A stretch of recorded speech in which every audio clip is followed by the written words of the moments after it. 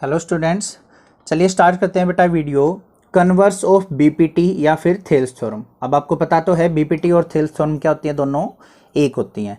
BPT का मतलब क्या होता है, बेसिक प्रोपोर्शनैलिटी थ्योरम। अगर आपने इसका प्रूफ अभी तक नहीं देखा है तो एक बार पहले आप बीपीटी थ्योरम का प्रूफ देखिए, तब आप मूव ऑन कीजिए इस वाली थ्योरम के ऊपर, तब आपको अच्छे से क्लियर होगी। अब कन्वर्स का मतलब क्या है? कन्वर्स मीन्स उल्टा होता है एक तरीके से। जो हमने बीपीटी थ्योरम में प्रूव किया था कि एक पैरेलल साइड ड्रॉ की थी हमने एक लाइन के, उससे क्या किया था हमने, दो साइड्स की रेशो इक्वल प्रूव की थी। अब यहाँ पे क्या है, हमें ऑलरेडी गिवन है कि टू साइड्स जो हैं वो इक्वल रेशो में हैं, तो बताना है कि जो लाइन इसको इक्वल रेशो में डिवाइड कर रही है वो तीसरी साइड के पैरेलल है। ये प्रूव करना है, रिवर्स उल्टा प्रूव करना है हमने बीपीटी थ्योरम से। तो यहाँ पे करने के लिए सबसे पहले क्या करेंगे, हम एक लाइन ड्रॉ कर लेते हैं हमारी। ये जो है मान लिया क्या है, डी ई लाइन, ठीक है। यहाँ पे सबसे पहले चलते हैं बेटा, गिवन क्या है। सबसे पहला काम क्या होता है थ्योरम में, हमें गिवन जो होता है वो लिखना होता है। गिवन देखेंगे क्या है, in triangle A B C, in triangle A B C a line intersect A B at D and A C को एट ई।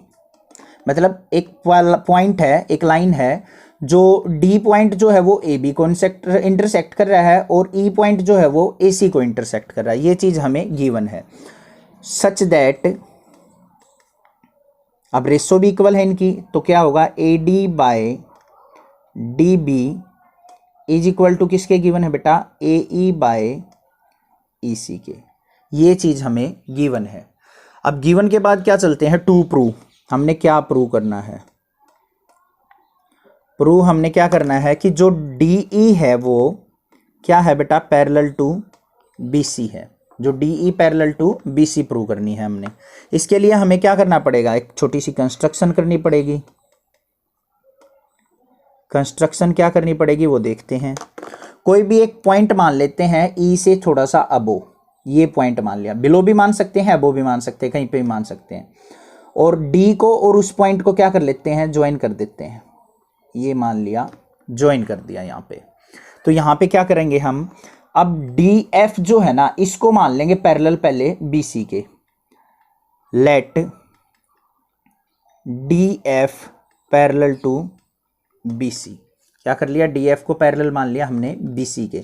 क्यों मान लिया बेटा, हमने क्या प्रूव करना है कि जो एफ पॉइंट है ना वो ई पॉइंट के ऊपर ही है, को इंसाइड्स कर रहा है। तो इससे जो है पता लग जाएगा कि हमें डी ई जो है वो पैरेलल टू बी सी है, कि डी एफ लाइन नाम की लाइन कोई है ही नहीं। तो इसलिए हमने क्या किया, एज्यूम करके चले हैं हम D F parallel to B C. इस कॉन्ट्राडिक्शन को क्या कर देंगे, हम रॉन्ग प्रूव कर देंगे और एफ पॉइंट को ई के ऊपर ही कोइंसाइड्स दिखा देंगे। तो इसका मतलब क्या हो जाएगा, डी ई जो है वो पैरेलल टू बी सी है। तो इसके लिए क्या करना है, हमें चलते हैं अपने प्रूफ की तरफ। प्रूफ में देखेंगे, अब कोई दिक्कत नहीं है। यहां पे लिखेंगे let D E is not parallel to B C, so other line D F parallel to B C. ठीक है, डी एफ जो है वो पैरेलल टू बी सी है। तो if D F parallel to B C है तो यहां पे क्या लिखेंगे, by B P T theorem, basic proportionality theorem. अगर एक ट्रायंगल के अंदर कोई लाइन उसको दूसरी साइड्स के पैरेलल है तो वो इक्वल रेशो में डिवाइड करती है। तो क्या हो जाएगा बेटा, by B B T A D by D B. अब इस वाली लाइन को आप भूल जाओ, बस जो डी ई लाइन है इसको अभी फॉरगेट करो, बस ये डी एफ वाली लाइन आपको क्या करनी है, रिमाइंड रखनी है। तो यहाँ पे क्या हो जाएगा हमारा, A D by D B, A D by D B is equal to किसके, A F by F C, is equal to A F by F C. Equation number first. यहाँ पे क्या लिखेंगे, but A D by D B is equal to किसके है बेटा, ए ई bye ई सी के। क्यों है, हमें गिवन है लिख देंगे इक्वेशन नंबर 2 और ये क्या है हमें गिवन। आई होप ये चीज़ आपको क्लियर है। अब आपको कुछ नहीं करना, बस देखना है यहाँ पे दोनों में इक्वेशन फर्स्ट और सेकंड में लेफ्ट हैंड साइड जो है वो इक्वल है, तो राइट हैंड साइड भी क्या होगी बेटी इसकी इक्वल होगी। तो क्या करेंगे, फ्रॉम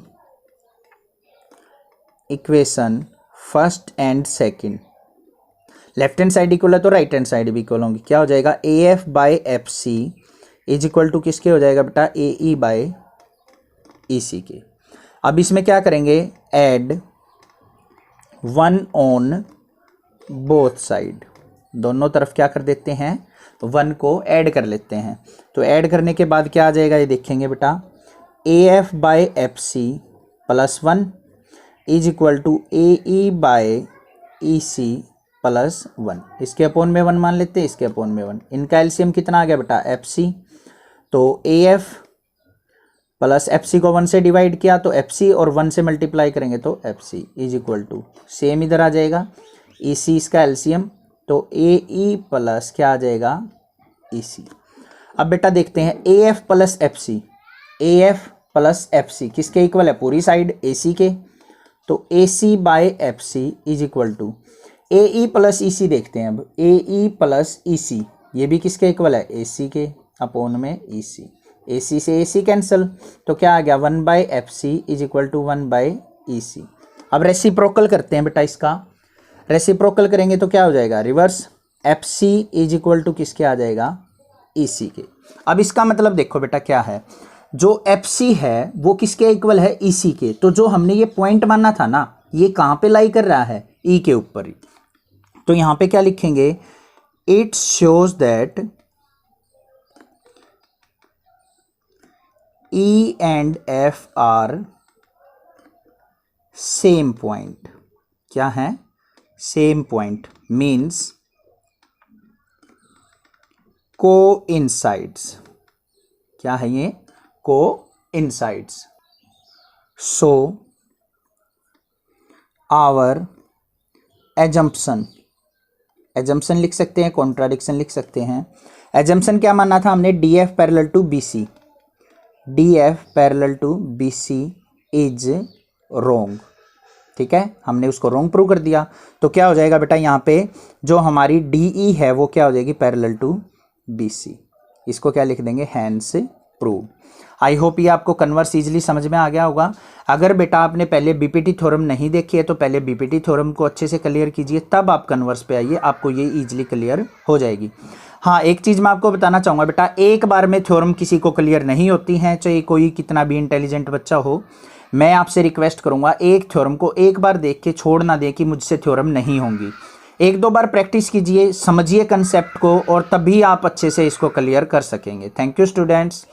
अगर आपको अच्छे से समझ में आई हो तो इस चैनल को सब्सक्राइब कीजिए, लाइक कीजिए और अपने फ्रेंड्स के साथ शेयर कीजिए। Thank you students.